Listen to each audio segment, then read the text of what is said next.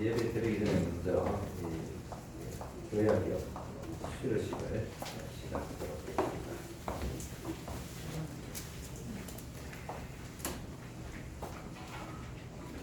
오늘 그 수료전마다 대표로 아동부에서 학생부로 올라가는 박지훈 우리 또 중등부 과정을 또 마치고 고등부로 올라가는 김현우 이런 두명 앞으로 나와주시기 바랍니다.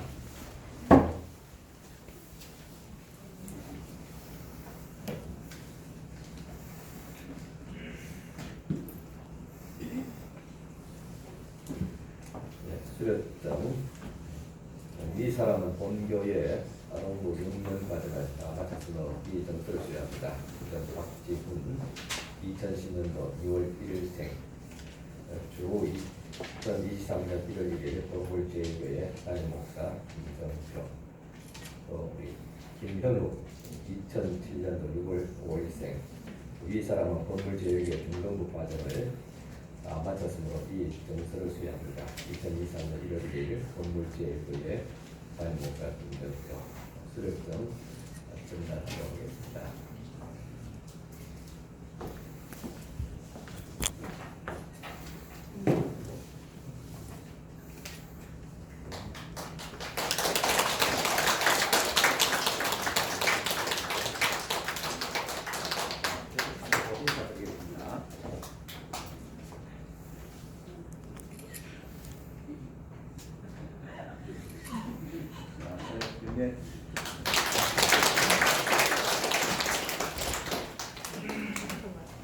상급 과정에서도 신앙을 잘할 수 있도록 많이 또 기도해 주시길 바랍니다.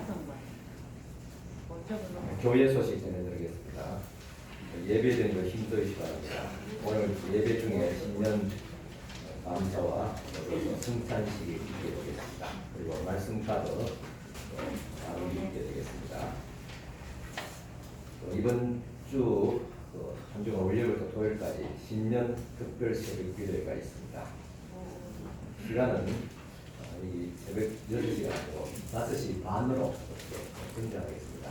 오늘 6시로 이런 오시기에 좀 나은 시간을 우리가 또 생각하고 지난주에 방문했는데 또 10시 하면 직장생활 하시는 분들이 또 준비한다고 시간이 또 부족하다 그런 이야기들이 있어서 5시 반으로 원래 우리 드리는 시간입니다. 5시 반에 새벽 기도를 하게 되겠습니다. 맡은 순서 맡으신 분들 그리고 또 찬양 맡으신 기관들 잘 해주시기 바라고 또 새해를 시작합니다 하면서 우리가 새해도 앞으로 어떻게 우리가 또 새해가 펼쳐질지 기대와 또 염려 반반입니다. 기도로서 우리가 잘 새해를 맞이할 수 있도록 모두 올 수 있는 분들은 들어서 오실 수 있는 분은 꼭 참석해서 하나님 앞에 같이 기도로서 새해를 시작할 수 있는 축복된 시간들이 될 수 있기를 바랍니다. 강의가 오늘 1시 15분에 모양실에 있습니다. 선한 이웃 원례가 오늘 오후 예배 후에 있습니다. 교인 수첩 오늘까지 마지막 수정을 합니다. 고칠 분 있으면 구역장이나 부목사 앞으로 알려주시기 바랍니다. 목적 헌금, 성교 구제 건축 장학 새 봉투를 준비가 되어 있습니다. 금년에 또 새로운 환영입니다. 새 봉투를 사용해 주시기 바랍니다. 또 성경 읽기 지난해도 여러분이 통독하시는데 금년도 새로운 마음으로 성경을 또 통독에 많이 참여해 주시기 바랍니다.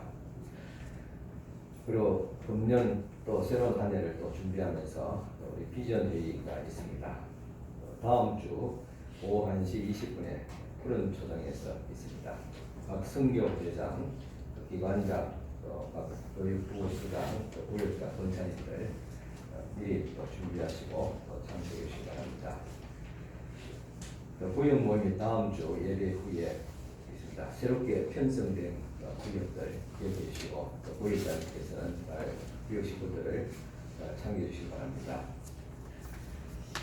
세금 관계로 기부금 납입 증명서를 발급하고 있습니다. 필요하신 분들은 재정부로 요청해 주시기 바랍니다.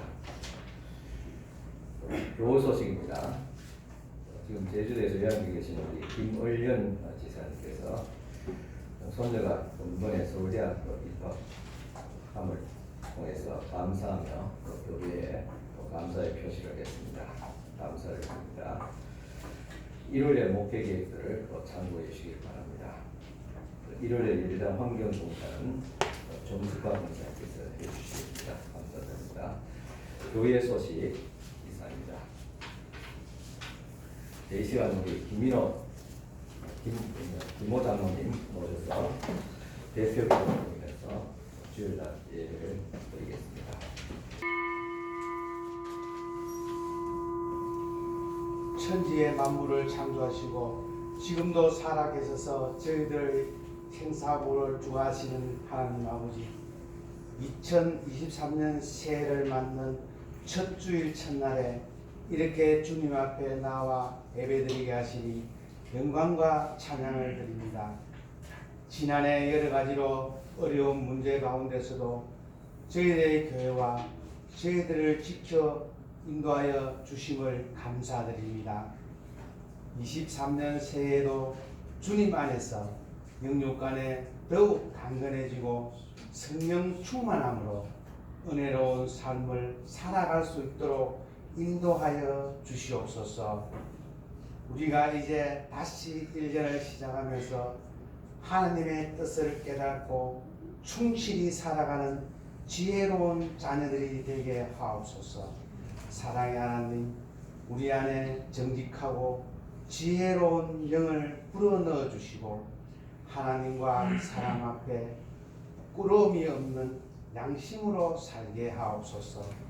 그리하여 하나님과 교회, 가정과 이웃, 친구와 자신에게 책임을 다하는 보람된 삶을 살아갈 수 있도록 인도하여 주시옵소서. 한 해를 시작하는 첫날 철주에 성착식을 통하여 저희가 그리스도의 몸과 피를 먹고 마시며 제3 받기를 원합니다. 십자가의 보혈로 용서해 주시옵소서. 병든 심령이 소생되고 나태해진 신앙이 회복되고 회개의 영을 부어 주시옵소서. 말씀 전가하실 목사님께 능력과 성령으로 충만케 하사 말씀 선포하실 때에 주님의 영광이 드러내게 하시며 저희들에게 새로운 믿음의 용기를 주시고 은혜로운 충만한 말씀을 전가하게 하시옵소서. 피치 못한 사정으로 예배에 참석하지 못한 성도님들도 있습니다. 어디에 있든지 기억해 주시고 찬양대의 찬양을 기뻐 받아주시고 저희들이 드리는 예배와 기도를 온전히 받아 주시옵소서. 이 모든 말씀 사랑과 은혜가 풍성하신 예수님의 이름으로 기도하옵나이다. 아멘.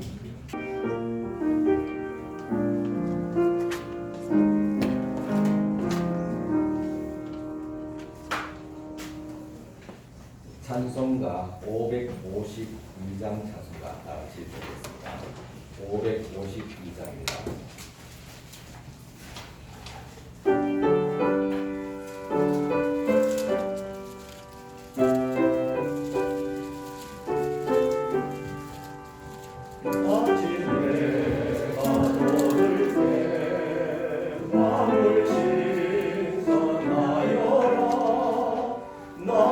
세상 지낼 때에 예비 때에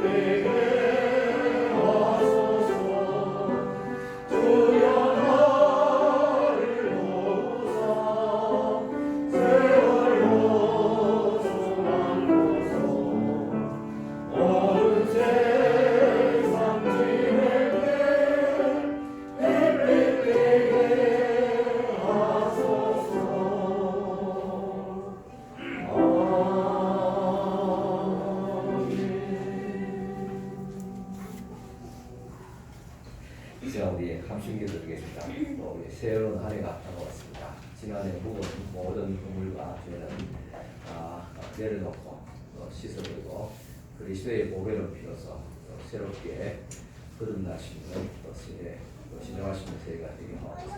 함께 하시면서 기도드리겠습니다.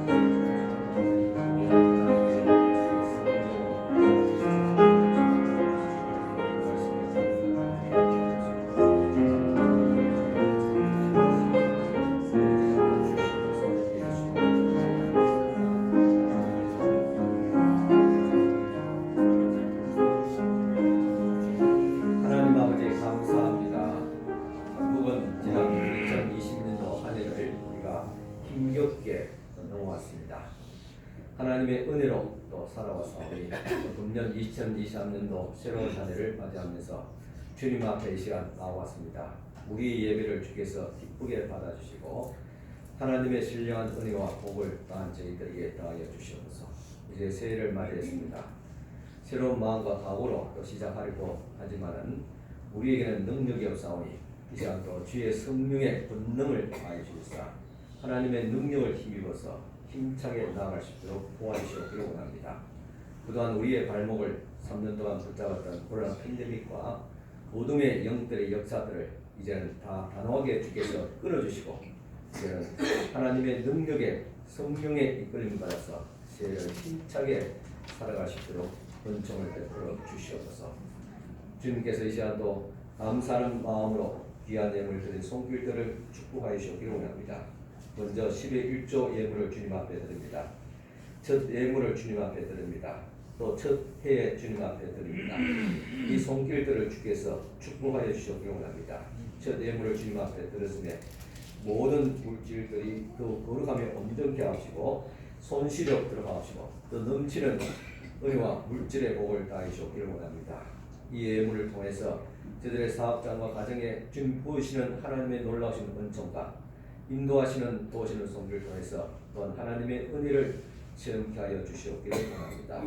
또 주님의 은혜 가운데서 금년 한 해 또 이제 새롭게 시작합니다. 전망이 그렇게 밝지 않지만은 그 모든 어두운 전망을 뛰어넘는 하나님의 권능과 능력과 도우시는 손길이 함께 하옵시사 저들의 사업장과 가정과 직장 위에 복을 다하여 주시옵소서. 또 주님 앞에 신년을 맞이해서 감사의 예물들을 주님 앞에 올려드립니다.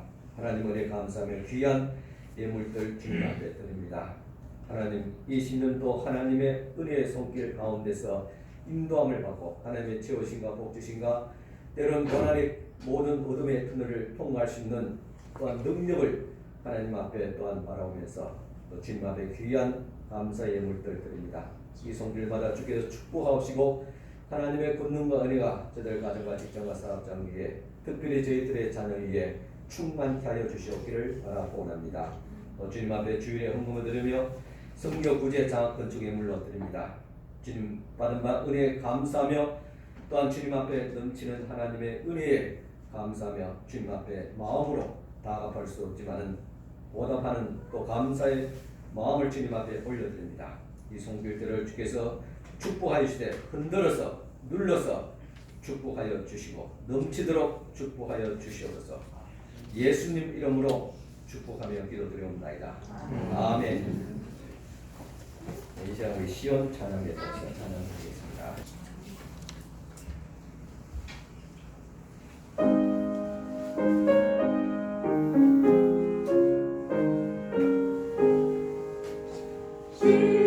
시온의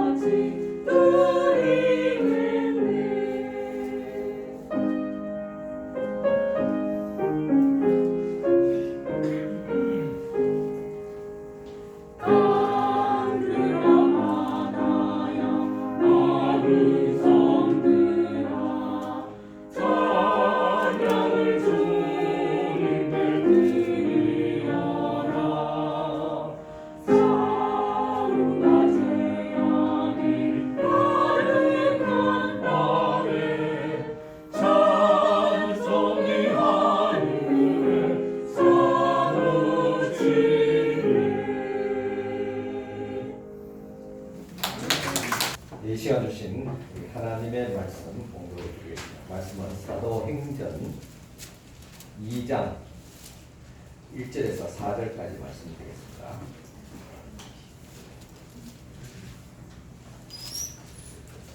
신약성경 사도행전 2장 1절에서 4절입니다.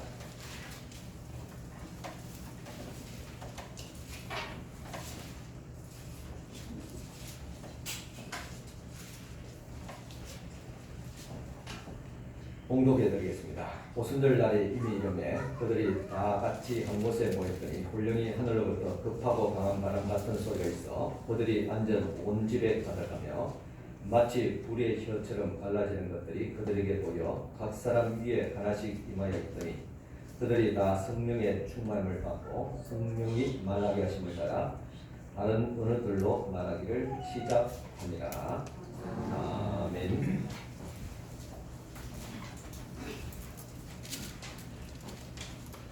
여러분 안녕하십니까? 우리 주위에 계신 분들 인사 한번 나누시겠습니다. 안녕하십니까? 축복합니다. 새해 복 많이 받으십시오. 감사합니다.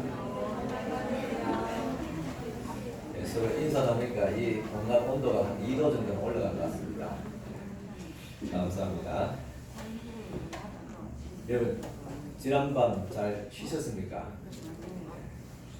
뭐 어떤 분은 쉬시고 어떤 분은 또 아쉬움도 있었답니다. 또 해마다 우리가 성무영신 예배드리는데 우리가 지난 기분에는 새해 첫날이고 여러 가지 또 우리가 생각한 바가 있어서 또 성무영신 예배를 지난 성탄절과 또 예배로 이렇게 대신하게 됐습니다. 또 그래도 이때까지 해왔는 건 아쉬움이 또 있는 분들 많을 겁니다. 그런 분에게 양해를 구하고 또 새로운 한 해를 이제 새롭게 또 시작했으면 좋겠습니다. 여러분 이제 2022년도도 지나가고 또 2023년도 새해가 되었습니다. 이제 한 해의 시작은 역시 첫날 또 첫 달 첫날짜입니다. 또 한 주간의 시작은 주일입니다. 그런데 여러분 공교롭게도 금년에는 새해 첫날이 또 첫 주일입니다.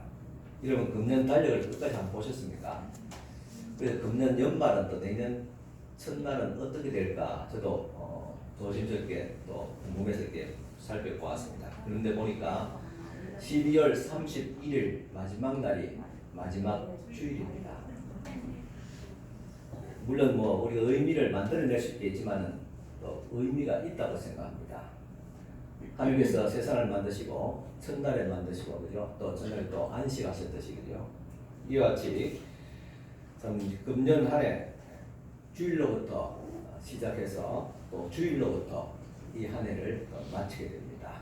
그런 의미에서 이 금년이 의미가 있는 또 하나님의 섭리와 역사 속에 있다는 명확한 그런 날짜 배치라고 그렇게 말씀드릴 수 있습니다.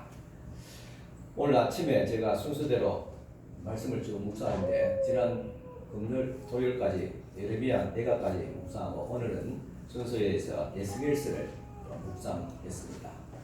첫 장을 열었는데 첫 절에 하나님께 주신 말씀이었습니다. 에스겔서 1장 1절에 30째 해 넷째 달 초 닷새에 내가 그발 강가에 사로잡힌 자 중에 있을 때에 하늘이 열리며 하나님의 모습이 내게 보이니 했습니다. 신약에는 계시록이 있다면 구약에는 에스겔서가 있습니다. 같은 예언서 또 묵시록 종말론적인 그런 말씀입니다. 즉 장차 되어질 역사를 기록한 책입니다. 여기 보면 하늘이 열리며 하나님의 모습이 내게 보였다. 하나님께서 보이시고 하늘이 열리는 데서는 두 가지 의미가 있습니다. 첫째는 하나님께서 세상을 심판하시기 위해서 하나님께서 강림하십니다. 둘째는 하나님의 백성을 향해서 구원하시고자 오시는 또 재림입니다. 그래서 이제 우리는 참 마지막 때를 준비할 때가 되었다고 봅니다. 우리 주 예수 그리스도께서 오실 날이 가까이 왔습니다. 하나님이 혼돈 가운데서 세상을 창조하셨듯이 마지막 새하늘과 새 땅이 펼쳐지기 전에도 임하기 전에도 혼돈이 오게 되는 그것을 환란이라 그렇게 표현합니다. 즉 환란과 혼돈 가운데서 주님께서 오셔서 새 하늘과 새 땅이 임하게 될 것입니다. 우리 지난 3년간 전 세계적인 코로나 팬데믹 가운데서 혼돈 그 자체였습니다.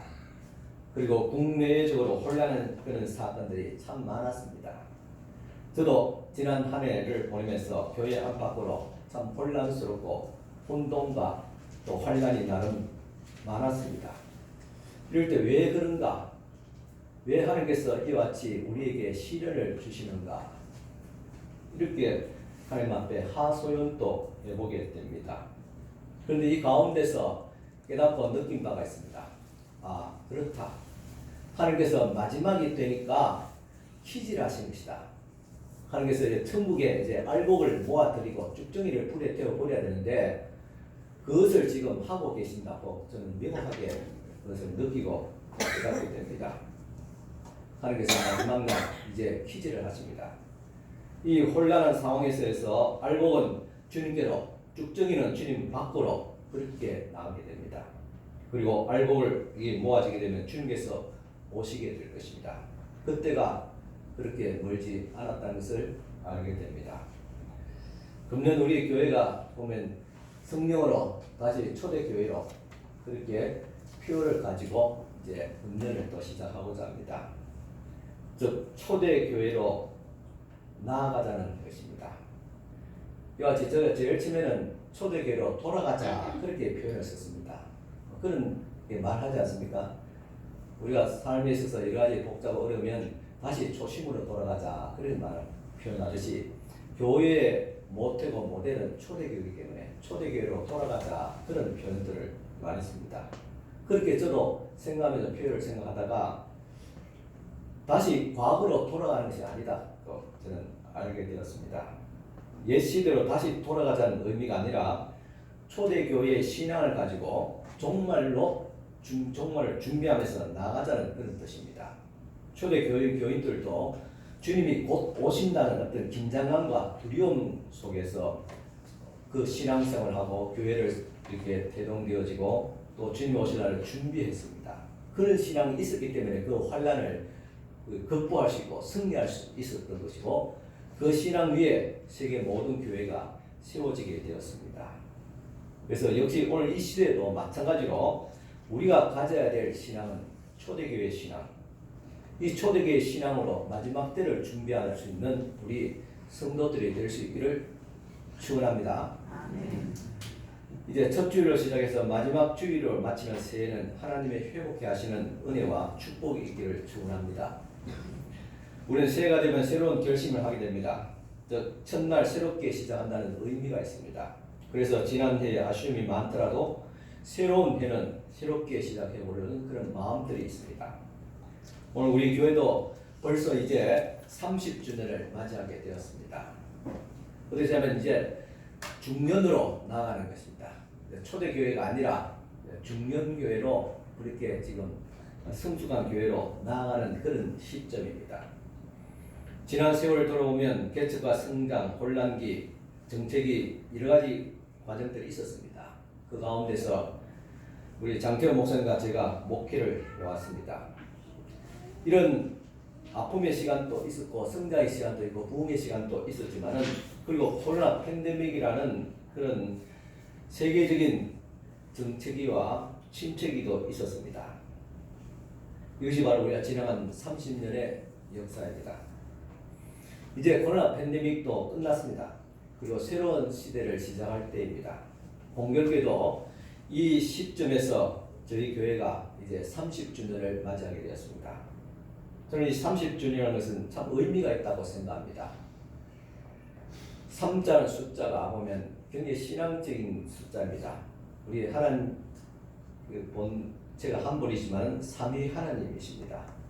그래서 3일 만에 또 부활했습니다. 여러 가지 이 3자라는 것은 의미 있는 하나님의 숫자입니다. 그런 의미에서 금년에 저희가 30주년을 맞이했다는 것은 이 가운데서 하나님의 섭리와 인도하심이 있을 줄 믿습니다. 우리는 이 기회를 어떻게 생각하면 놓쳐서는 안 될 줄 압니다. 그냥 의미 없이 지난다면 또 의미 없는 한 해가 되겠지만은 이 사실에 또 하나님 주신 기회를 가지고 우리가 함께 할 때 하나님께서 주시는 위로하심과 회복케 하심과 더 나아가서 성장케 하는 하나님의 놀라운 은혜와 능력을 체험할 줄을 믿습니다. 이제 새로운 마음으로 시작해야 할 것입니다. 그러기 위해서는 우리가 처음 교회 모델인 초대교회 신앙을 본받아서 무엇보다도 우리 성도들이 마음을 함께 해서 나가는 것이 중요합니다. 그러면 분명 우리 교회는 새로운 모습으로 성장하게 될 것입니다. 이 일에 우리 모두가 함께 하기를 간절히 기원합니다. 구체적으로 30년 중기 계획에 대해서는 오늘 오후 예배 때 설명하도록 하겠습니다. 주보에 제가 실었습니다. 우리 청년을 비롯해서 모든 성도들이 함께 또 새로운 또 우리 한 해 또 3년에 우리 앞으로 나갈 목표에 대해서 같이 함께 또 관심을 가지시고 또 동참해 주시길 바랍니다. 우리 부활하신 우리 예수님을 만난 사람들이 그들이 있습니다. 예수께서 성취하시면서 약속하신 성령을 기다리면서 전심으로 한마음 한뜻으로 모여서 기도했습니다. 그런 중에 오순절날 예수께서 약속하신 성령께서 임하게 됩니다. 이렇게 성령을 받은 사람들이 자발적으로 모이면서 교회가 시작되게 됩니다. 사도행전 2장 보면 이들의 출신도 다양합니다. 말과 문화, 사회적 지위, 성별, 나이도 다 다릅니다. 그런데 이들이 하나가 되었다는 사실입니다. 어떻게 생각하면 인간을 볼 때 하나 될 수 없는 그런 것입니다. 성별이 다르지요. 또 세대차가 있지요. 또 빈부의 차가 분명히 존재하지요. 문화적인 차이도 있습니다. 인종적인 그런 다름도 있었습니다. 도무지 하나 된다는 것은 가능하지 않는 그런 공동체였습니다. 그럼에도 불구하고 하나가 되었다는 사실입니다. 오늘 우리 교회도 보면 어느 교회보다도 다양한 그런 계층, 다양한 분들이 모였다고 봅니다. 주변에 보면 특징적인 게 있습니다. 학군이 좋은 데는 또 아니면 또 지역적으로 경제적으로 좋은 어떤 지역에 있는 교회들 그런 구성들이 모여서 어떻게 보면 굉장히 힘이 있는 것 같이 그렇게 보여집니다. 그런데 비하면 저희 교회는 외적으로 볼 때는 빈약하기가 그지없습니다. 다양한 분들, 어려운 분들, 또 생각과 문화가 다른 분들, 그죠? 성씨가 다른 분들. 그런데 하나님께서 역사하시고 부흥케 하시는 교회는 보면 다양성 가운데서 임한다는 사실입니다. 세계 역사를 보더라도 지금 보면 성장하는 교회들 보더라도 이런 다양성을 가지고 시작하는 또 다양성 가운데서 또 하나님께서 역사하심을 통해서 하나가 되어질 때 하나님께서는 그 교회를 통해서 크게 역사하시는 것을 보게 됩니다. 그런 의미에서 우리의 다양성은 교회의 본질을 회복하는 중요한 구성 요원이라는 사실입니다. 이렇게 다양한 사람들이 하나가 되게 하는 것이 바로 성령의 능력이었습니다. 그들은 예수 그리스도의 보혈의 복음을 믿는 자들이고 그들에게 성령이 임하자 교회가 탄생하게 됩니다. 그리고 초대교회는 주로 가정에서 시작되었습니다. 고린도 교회는 아굴라와 브리스라 집에서 시작되었고 빌립보 교회는 루디아 집에서 시작되었고 그리고 예루살렘 교회는 마가의 어머니 마리아 집에서 시작되었습니다. 우리 범물제일교회도 장태호 목사님의 가정에서 몇몇 사람들이 모여서 예배함을 통해서 시작되었습니다. 이 가정에서 시작된 초대교회는 또 서로 가족이 되었습니다. 가족은 사랑하기에 함께 모여서 함께 밥을 먹습니다. 사도행전 교회는 성전이나 집에서 부지런히 모이기를 힘썼습니다. 예배하기 위해서 모이고 떡을 떼기 위해서 모였습니다. 아름다운 교회는 대단한 교회가 아니라 모이는 것 자체가 행복한 교회일 것입니다. 성도들이 모여서 가장 아름다운 일은 바로 교제였습니다. 교제라는 것은 성도가 함께 참여함을 통해서 경험하는 사귐회를 말할 수 있습니다. 그리스도인의 상호 배려와 사랑을 가질 때 이와 같이 한 가지로 모여서 교제가 가능합니다. 그래서 교제 공동체를 이룬다는 것은 신앙적으로 굉장히 성숙한 그런 결과입니다. 거기는 배려가 있어야 되고 존중이 있어야 되고 사랑이 있어야 됩니다. 오늘 우리 교회도 이와 같은 아름다운 그런 신앙 공동체가 될 수 있기를 축원합니다. 그러기 위해서는 우리가 힘써야 됩니다. 우리 한 사람 한 사람이 남에게 받기보다는 이해받기보다는 사랑받기보다는 먼저 사랑하고 이해하고 내가 좀 더 수고하고 그런 마음을 가질 때 이런 아름다운 공동체가 이루어지게 되는 것입니다. 이것이 바로 성령 공동체의 한 표징입니다. 또 초대교회는 식탁 공동체였습니다. 식탁 교제는 단순히 음식만 먹는 것이 아닙니다. 초대교회 성도들은 이 식탁 교제를 통해서 서로의 삶을 나누고 가슴속 깊은 이야기를 나누었습니다. 사도행전 2장 46절 보면 날마다 마음을 같이하여 했습니다. 날마다 마음을 같이해서 음식을 나누었다 그렇게 말하고 있습니다. 즉 여기서 마음을 같이했다는 것입니다. 공동체에 있어서 제일 중요한 것은 마음을 같이하는 것입니다. 아무리 힘들어도 마음만 같이하면 못할 것이 없습니다. 세상 살아가는 참 여러분 어렵지요. 교회 생활, 신앙 생활도 어렵고 목사도 사실 쉽지 않습니다. 그러다 여러분들 날마다 어렵다고 하시할 입장도 못 되고 하나님 앞에 분념을 더 높이도 하지요. 그런데 아무리 세상이 어렵고 교회도 어렵고 그렇다 하더라도 중요한 것은 마음을 같이 하는 겁니다. 성도끼리 마음을 같이 하고 그리고 특별히 가족에서는 부모와 자녀들 마음이 같이 하는 화평을 이루겠죠. 마지막에는 부부간의 마음을 같이 하는 겁니다. 부부간의 마음을 같이 한다면 어떤 환란이라도 우리가 극복할 수 있습니다. 경제적이든 또한 세상의 어떤 풍파든 부부가 마음을 같이 하면 견뎌낼 수 있습니다. 못할 것이 없습니다. 그것이 좀 더 확장돼서 부모 자녀 간에 그리고 성도 간에 마음을 같이 할 때 놀라운 역사가 일어나게 되는 것입니다. 초대교회는 이처럼 마음을 같이 했습니다. 마음을 같이 한다는 것은 여러 가지 또 거기에는 또 이유와 여러 가지 설명들이 있겠죠. 그렇지만 과거의 어떤 설명과 이유가 우리가 다 그거는 지난 것으로 다 우리가 이제 내려놓고 앞으로가 중요합니다. 앞으로 우리의 가정이 또 우리의 교회가 하나님께서 기뻐하시는 아름다운 신앙 공동체로 나아가며 더 나아가서 종말론적으로 주님의 재림을 기다리는 교회가 되기 위해서는 반드시 마음을 같이 해야 됩니다. 이것은 선택이 아니라 우리가 필수적인 해야만 합니다. 그래야지 이 마지막 때 환란을 이길 수 있고 우리 신앙 공동체가 더 아름답게 성장할 수 있게 되는 것입니다. 지금 우리가 교회를 성령으로 다시 초대교회로 오늘 또 오후에 이런 설명되면 아시겠지만은 어떤 목표를 가지고 이렇게 분명한 목표와 또 목표를 이루기 위해서 실천 사항들을 이렇게 설명을 해드립니다.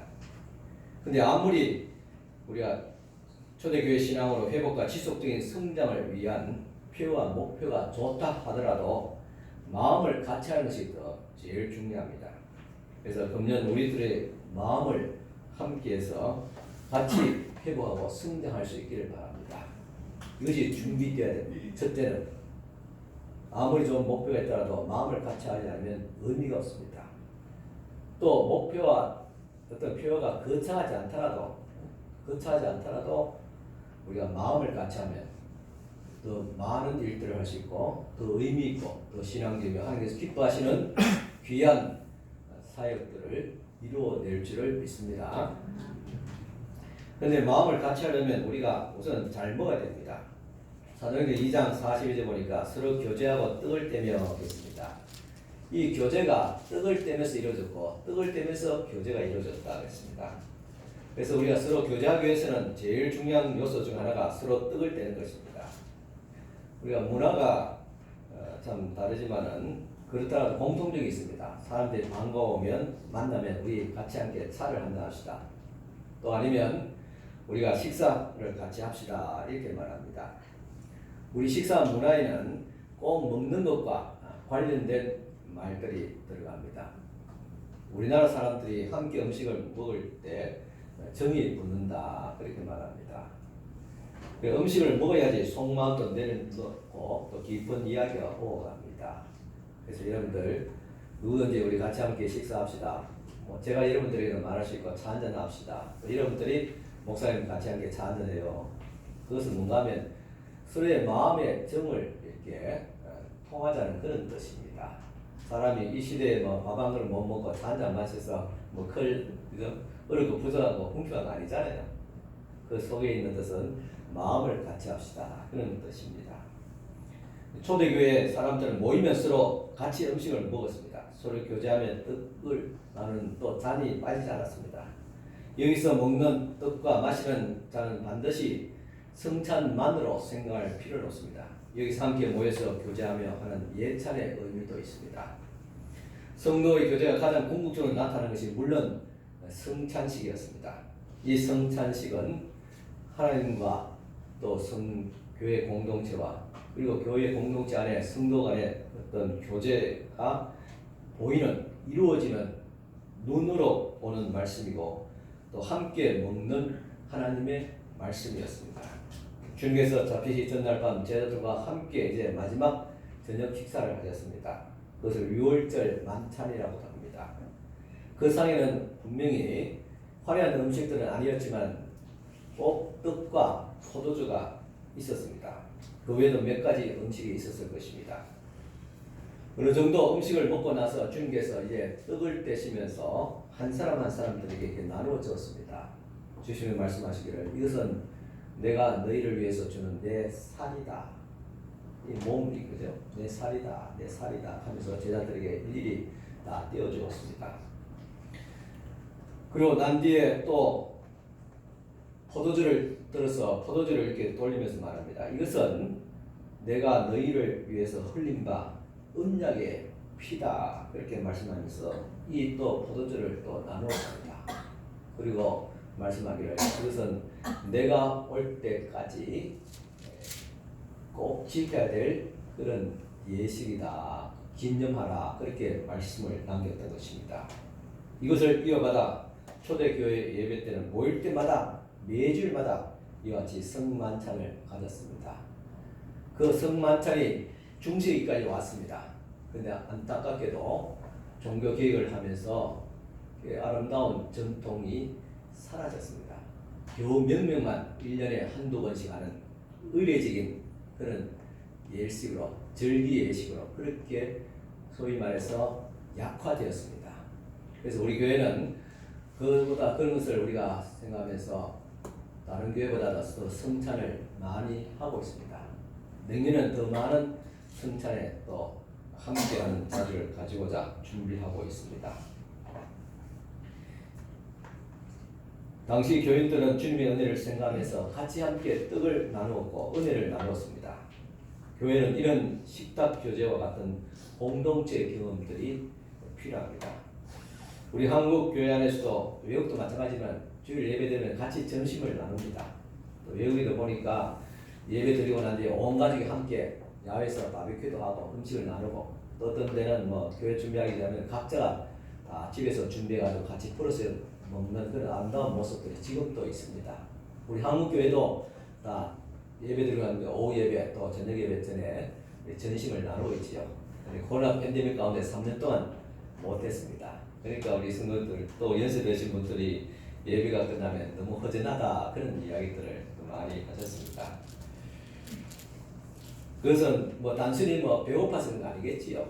함께 나누는 그런 것에 대한 그림이 일정합니다. 이제 다시 전심을 먹게 되었습니다. 이처럼 우리 성령의 역사하는 교회는 말씀의 역사와 함께 나눔의 역사, 교제의 역사가 같이 함께 일어나게 됩니다. 교제 역시 또 우리가 가장 우선하게 되는 것은 먹는 것입니다. 하나님께서 우리의 식사나 또 음식을 통해서 나눔의 깊이를 더하기를 원하십니다.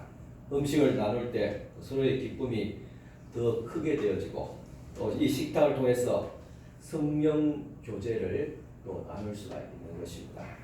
이렇게 초대교회는 나눔으로서 시작되었습니다.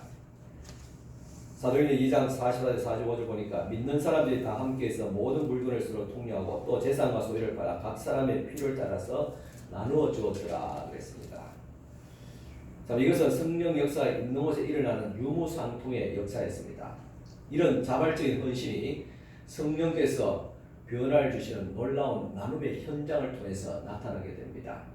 초대교회에 그런 현장이 있었습니다. 어떤 사람은 자기의 재산을 가지고 와서 사도들 발 앞에 놓았고, 또 사도들은 그것을 골고루 부족한 사람들에게 나누어 주었습니다. 어떻게 이런 역사가 일어날 수 있는가? 그것은 바로 성령의 역사였습니다. 성령의 도우심이 있어야 가능합니다. 성령의 역사는 또한 기도를 통해서 나타났습니다. 성령으로 충만할 때 하나님과 교제가 친밀해지고 사람과의 교제도 더 풍성하게 됩니다. 내 의지가 아닌 성령의 다스림 가운데서 있는 사귐의 회복이 일어나기를 소원합니다.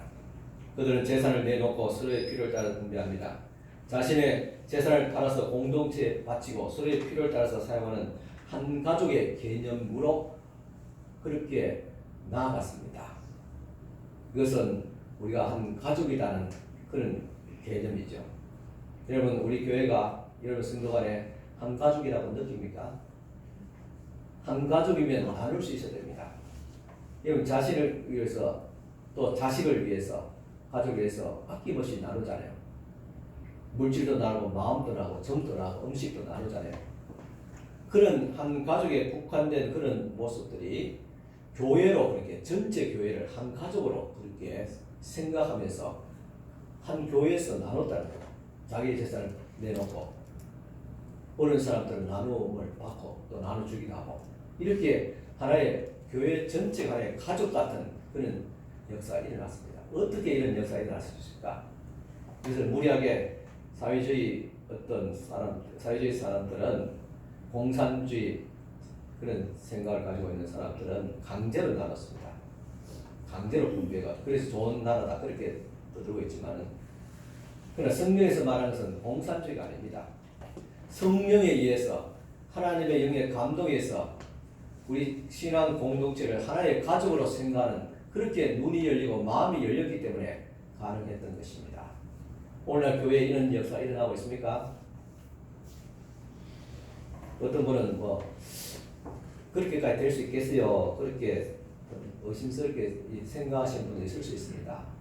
그러나 교회에 일어나고 있습니다. 지금도 그런 역사가 일어나고 있어요.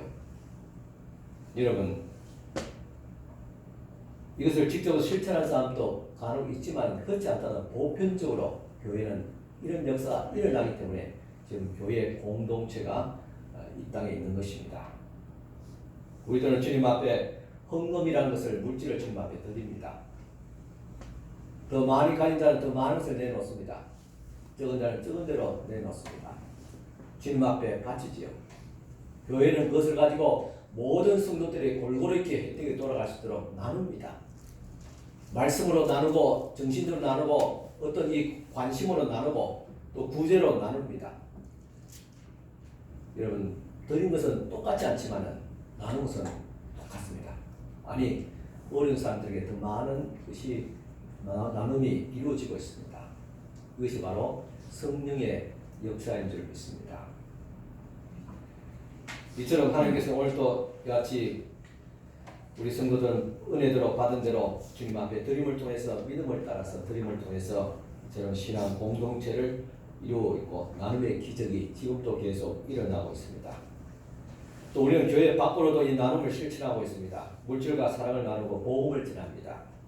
우리 한국교회 보더라도 자립하는 교회가 한 30% 됩니다. 우리 노예도 그렇고 한 70%가 자립하지 못한 소위 말하는 미자립 교회, 개척교회들입니다. 이런 연약한 교회들과 함께 나눕니다. 그래도 자립한 교회가 30%밖에 안 되는 교회가 같이 헌금을 나누고 그래서 자립하지 못한 교회와 교육자들을 지원하고 있습니다. 지금도 초대교회 역사가 이루어지고 있습니다. 이것은 이상적인 그런 말이 아닙니다. 이제는 교회는 안팎으로 같이 나눔의 성령의 역사가 지금도 마찬가지로 이어지고 그리고 지역사회 이웃을 위해서도 나누고 있습니다. 이것은 바로 하나님이 살아계시다는 증거입니다. 누구의 말했어요? 누가 당신 하나님의 살아계신 걸 어떻게 합니까? 정리해 보셨어요. 교회 과연 오늘 이 한국교회 하나님이 살아계십니까? 이렇게 또 비판적으로 이야기한다면 분명히 말했어요. 하나님 살아계신다. 살아계시다면 이렇게 교회는 분명히 지금도 나눔이 존재한다 그랬습니다. 아무 대가도 기대하지 않는 무조건적인 사랑과 나눔이 지금 교회가 존재합니다. 한국교회의 정신입니다. 지상의 이 땅의 모든 교회가 그렇게 지금 하고 있습니다. 이것이 바로 오늘 이 시대의 교회에 하나님이 살아계시다는 분명한 증거가 됩니다. 이런 나눔이 가능했던 것은 바로 성찬으로부터 시작되었습니다. 우리 요한복음 6장 51절 보면 나는 하늘에서 내려온 살아있는 떡이니 사람이 이 떡을 먹으면 영생하리라 했습니다. 예수께서 영원히 죽지 않고 살게 하는 떡이다 그렇게 말씀했습니다. 내 몸이 바로 살아있는 떡이다. 떡이 바로 예수 그리스도입니다. 그렇습니다. 예수님은 참 생명의 떡으로 오셨습니다. 예수님은 우리가 먹으면 영원히 죽지 않는 생명의 양식입니다. 그래서 내가 생명의 떡이다 그렇게 말씀했습니다.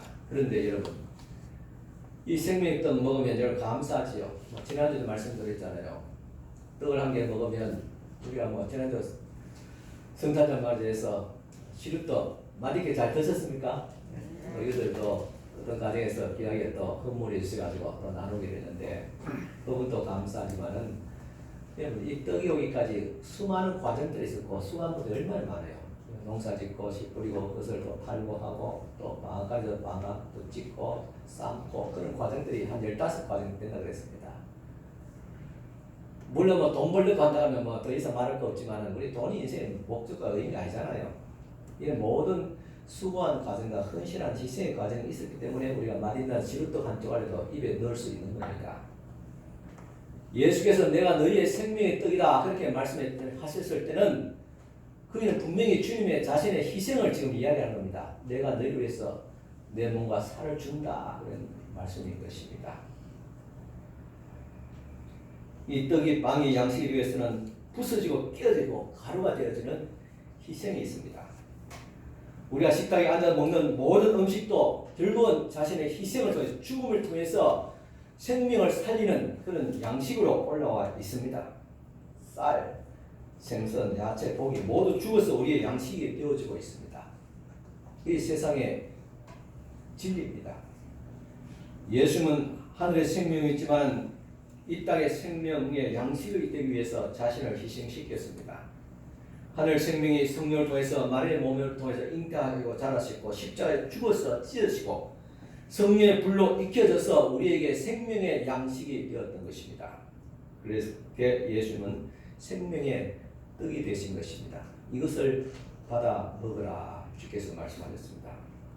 요한복음 6장 51절 보면 나는 하늘에서 내려온 살아있는 떡이니 사람이 이 떡을 먹으면 영생하리라. 내가 줄 떡 곧 세상의 생명을 위한 내 살이니라 하시니라 했습니다. 내가 너희를 위해서 영원히 죽지 않는 생명을 준다. 세상 생명을 위한 내 살이다. 세상의 모든 사람을 살리기 위해서 대신 죽으신 그리스도의 몸 희생을 의미합니다. 자발적으로 자기 생명을 내놓는 것입니다. 예수님은 십자가에서 자신의 살과 피를 주는 것으로 그렇게 선포를 하셨던 것입니다. 예수님은 하나님의 미랄같이 부서지고 깨어져서 빵이 되어서 우리 속에 생명의 양식으로 들어오셨습니다. 이것이 바로 오늘 성찬입니다. 여러분 어제도 우리 권사님들로서 수고해서 성찬 준비했는데 카스테라 달콤한 카스테라로 준비했지만은 이것은 예수께서 우리를 위해 주셨다는 것을 우리에게 보여주는 말씀이고 증거입니다. 그리스도의 몸으로 이렇게 받을 수 있길 바랍니다. 요한복음 6장 53절에서 55절입니다. 내가 진실로 너희에게 이르노니 인자의 살을 먹지 않고 인자의 피를 마시지 아니하면 너희 속에 생명이 없느니라 했습니다. 생명의 살을 먹어야지 내게 생명이 되고 내게 유익이 됩니다. 금년 우리가 30주년을 맞이해서 또 3년 내 중장기의 기억을 세웠습니다. 이것이 우리의 해야 될 일이고 내가 함께 해야 될 일이다. 그렇게 해야지 이것이 유익이 되고 교회가 같이 더불어서 나의 삶이 회복되고 신앙도 회복되고 교회도 성장해 나가는 것이지 안 먹으면 같이 함께 하지 않으면 아무런 의미가 없습니다. 떡도 내가 집어 먹어야지 내게 양식이 되지. 눈으로 보는 것은 내게 아무 유익이 없습니다. 예수님의 살이 그렇습니다. 먹어야 됩니다. 그래야지 내게 생명이 됩니다. 내 살을 먹고 내 피를 마시는 자는 영생을 가졌고 마지막 날에 내가 그를 다시 살리리니 내 살은 참된 양식이고 내 피는 참된 음료라고 말했습니다. 어떻게 예수님의 살과 피를 우리가 먹고 마실 수 있습니까? 생명의 양식은 두 가지입니다. 하나는 하나님의 말씀입니다. 성경 말씀, 선포되는 설교 말씀이 하나님의 말씀, 생명의 양식입니다. 또 하나는 성찬입니다. 성찬은 보이는 하나님의 말씀입니다. 우리는 성경을 통독하든지 큐티를 하든지 하나님의 말씀을 먹어야 합니다. 그래야지 영혼이 삽니다. 그래도 예수님의 생명의 양식은 반드시 내가 믿고 먹어야 됩니다. 내가 먹으로 내 속에 들어와서 내 생명이 됩니다. 예전에 어렵게 살 때는 가난 집 아이들은 얼굴이 피폐했습니다. 얼굴이 트실트실하고 혈색이 좋지 않았습니다. 그런데 부잣집 아이들을 보면 얼굴이 윤기가 반들반들하고 얼굴이 통통합니다. 한마디로 잘 먹어서 그렇습니다. 이처럼 하나님의 말씀을 매일매일 잘 먹는 사람은 얼굴에 생명의 광채가 윤기가 나기 마련인 것입니다. 저 얼굴 보면 윤기가 납니까? 어떤 분은 목사님 한 20대 저기 올 때는 막 귀티 나고 막 얼굴이 번쩍번쩍했는데 지금은 안 그렇게. 육신의 얼굴 보지 마세요. 영으로 마음의 눈으로 보실 거 아닙니까? 저도 그렇게 볼 때 여러분들 얼굴에 윤기가 납니다. 빛이 납니다. 이와 같이 생명의 양식을 먹는 사람은 그 은혜로 삽니다. 영생을 얻습니다. 내 살을 먹고 내 피를 마신다. 영생을 가졌고 요한복음 6장 55절 4절 말씀입니다. 양식은 매일 먹는 것입니다. 이스라엘 백성이 광야에서 만나를 먹고 살았듯이 우리는 살기 위해서 밥을 먹듯이 또한 영생을 위해서 생명의 말씀을 먹어야 됩니다. 여러분 세뇌하면서 여러 가지 가오와 또 다짐하지만은 제일 중요한 것은 그거라 생각합니다. 금년에 말씀을 꼭 내가 매일 말씀 묵상하겠다. 눈 뜨면 뜨자마자 일기를 보고 카톡을 보고 세상 뉴스 보기 전에 누가 나한테 뭐 문자 없는가 구글 하지 마시고 하나님 말씀 앞에서 서서 주의 말씀을 묵상할 수 있게 바랍니다. 눈 뜨면 주님 앞에 나와서 새벽 기도든지 그 자리에서 앉아서 묵상하든지 기도로 하루를 시작할 수도 다짐하시기 바랍니다. 둘째는 하나님의 교제가 일어납니다. 밥을 먹으면 그 가운데 교제가 있습니다. 가자고 하면 배고파서 먹으러 가자 하지만 요즘 현대사 그렇지 않잖아요. 앞에 말씀드렸듯이 먹으면서 하자는 것입니다. 예수께서 내 살과 피를 먹으라는 것은 너희들도 함께 먹고 마시면서 교제하라는 것입니다. 오늘 이 시대에 가장 고통이 있다면 불통이라고 생각합니다. 남북에 지금 불통되어 있잖아요. 경직되어 있잖아요. 그러니까 서로 힘들잖아요. 언제까지 이렇게 살아야 됩니까? 동서 걸고 정치에도 이념 걸고 언제까지 이렇게 살아야 돼요? 교회 안에서도 그런 것들이 있음을 통해서 우리는 아파합니다. 마귀는 우리를 하여금 불통하게 만들지만 하나님은 통하게 만듭니다. 성령의 역사는 말씀과 기도 가운데서 더불어서 교제의 역사가 동시에 일어납니다. 소통입니다. 저는 그런 이야기 합니다. 먼저 다가가는 사람이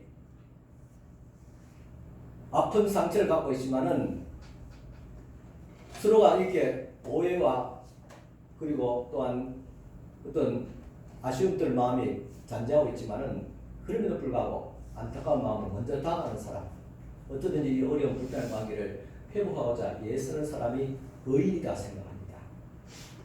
예수 그리스도께서 그랬어요. 하나님이 그랬어요. 하나님은 우리가 뭐가 좋아서 우리 사람 아니면 하나님께서 부족한 그런 분 아니잖아요.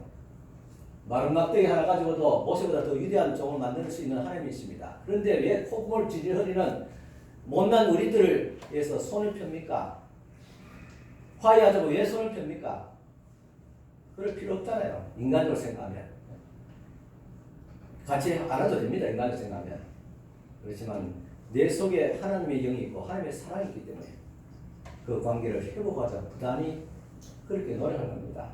문자도 주고 전화도 하고 한번 만나서 식사합시다. 차 한잔 합시다. 그렇게 하는 사람이 의인입니다. 하나님의 사람입니다. 요한복음 6장 56절입니다. 내 살을 먹고 내 피를 마신 자는 내 안에 가고 나도 그의 안에 거하나니 이랬습니다. 그리스도의 살과 피를 먹고 마시는 그리스도와 함께하는 사람은 나도 너희 안에 가고 너도 나에 거한다. 이런 사람 어떻게 해야 됩니까? 그리스도를 본받아서 같이 함께 또 다른 사람과의 관계를 회복하고 또 함께 마음을 같이 하는 데까지 나아가게 됩니다.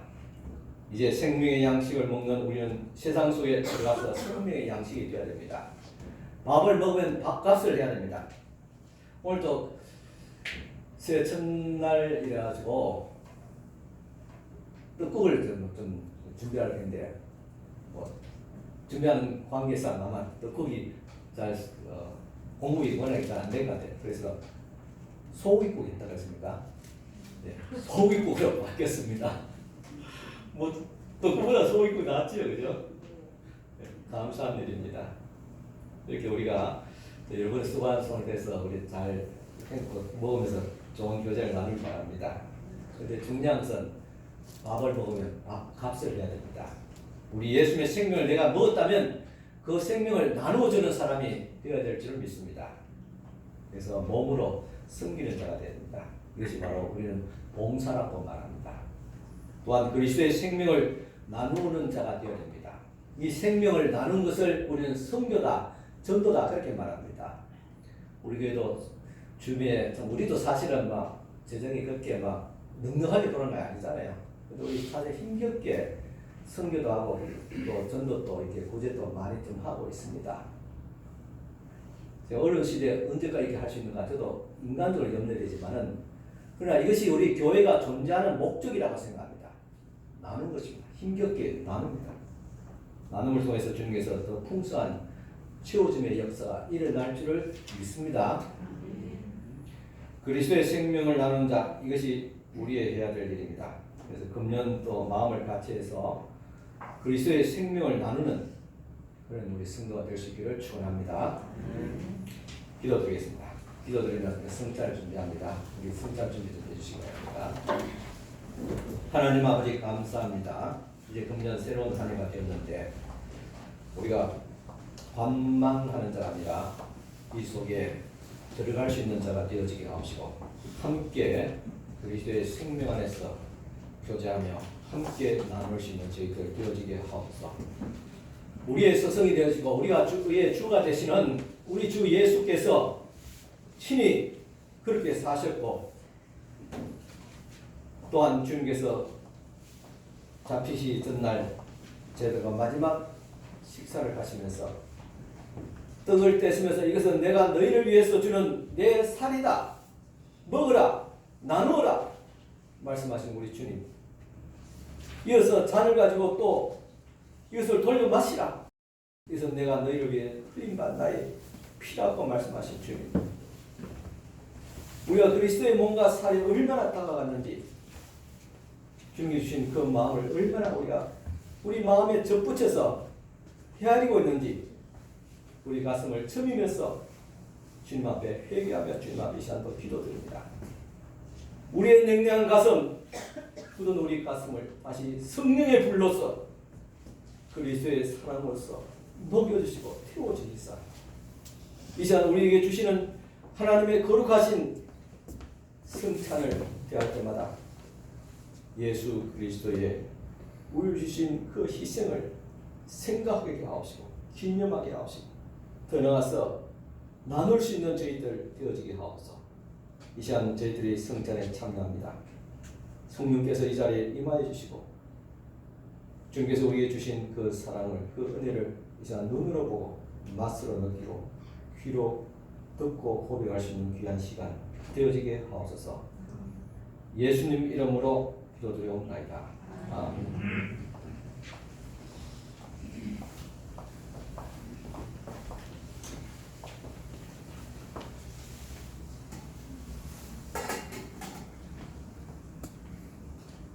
우리 주 예수께서 잡히시기 전날 밤에 떡을 떼시면서 말씀하셨습니다.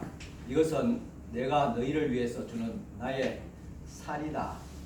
이것을 나누어라 말씀했습니다. 주님의 말씀대로 이제 성찬에 참여하며 그리스도의 살을 나누는 시간 가지겠습니다.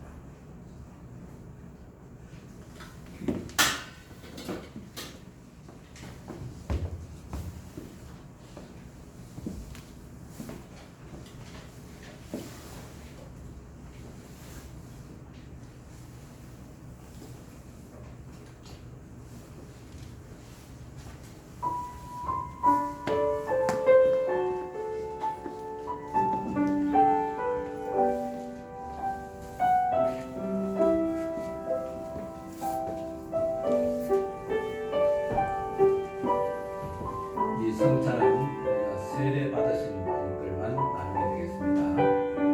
세례 받으신 분들은 기도하는 마음으로, 또 회개하는 마음으로, 또 사모하는 마음으로 받으시길 바랍니다. 그래서 내가 너희를 위해서 뛰는 내 몸이다 이렇게 말씀하십니다. 내 살을 먹고 또 피를 마신 자마다 영생을 얻게 되는 말씀이십니다. 이 시간 살아계신 하나님의 말씀, 그리스도의 몸을 얘기하고 보이는 표징입니다. 예수 그리스도의 살을 받으시고 그리스도의 몸을 받은 저희들과 이웃과 또 성도와 함께 나누시기 바랍니다.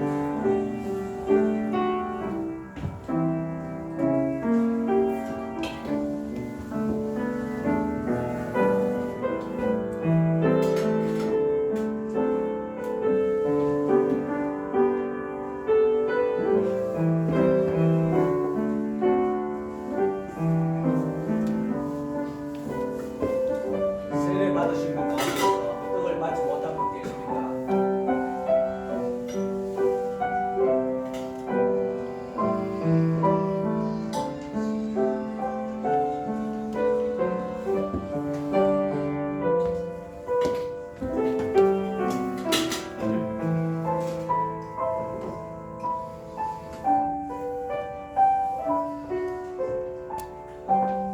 우리 주 예수께서 떡을 떼어서 나눠주시고 또 이어서 잔을 들어서 말씀하셨습니다. 이 잔은 내가 너희를 위해서 흘린 바 내 피다. 이 피를 마시고 영생을 얻으라고 말씀을 하셨습니다. 이 시간 주님의 말씀대로 그리스도의 피를 상징하는 포도주를 같이 함께 나눌 수 있기를 바랍니다.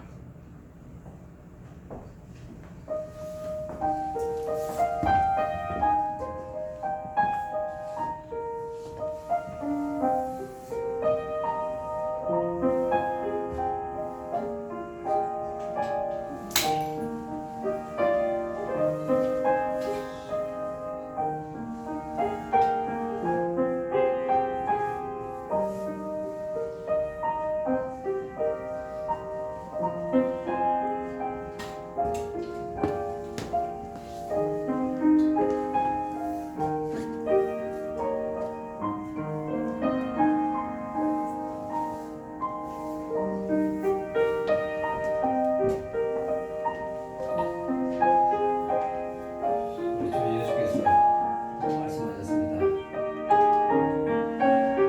이 잔은 내가 너희를 위해서 흘린 바 나의 피다. 언약의 피, 약속의 피다. 이렇게 말씀했습니다. 믿음으로 이 잔을 먹고 마시는 날마다 주께서 우리를 구원하신다는 분명한 표징입니다. 성찬은 살아있는 하나님의 보이는 말씀이고 약속의 증거입니다. 그리스도의 피를 상징하는 포도주를 받으시고 이제는 내 몸에 그리스도의 피가 흐르는 하나님의 성령의 능력이 임하심을 다시 한번 확신하고 새로운 마음과 새로운 다짐으로 또 한 해를 힘차게 살아갈 수 있도록 이는 내가 너희를 위해서 흘린 바 나의 피가 마시는 것입니다. 그리스도의 몸과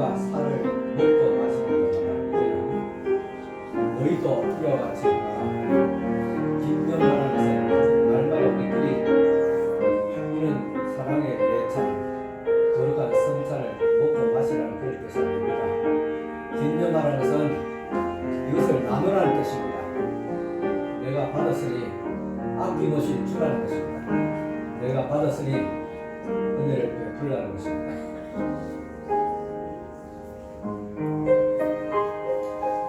세례를 받으신 분 가운데서 잔을 받지 못하신 분들 손을 표시해 주시기 바랍니다.